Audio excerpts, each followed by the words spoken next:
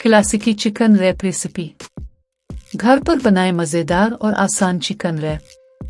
नरम टोर्टिला में रसीला चिकन, ताज़ा सब्जियां, क्रीमी सॉस और चीज़ डालकर तैयार करें एक लाजवाब लंच या डिनर।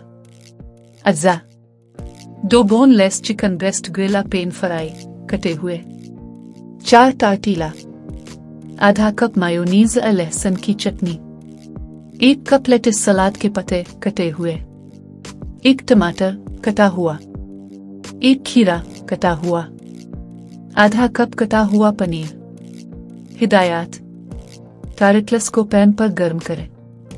हर लपेट पर मायोनीज और लहसुन की चटनी फैलाएं। लेटिस, टमाटर, खीरा, चिकन के टुकड़े और पनीर डालें।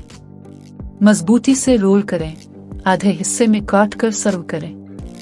ये चिकन रैप बच्चों के लंच बॉक्स, डिनर या हल्की फुल्की भूख के लिए बेहतरीन है।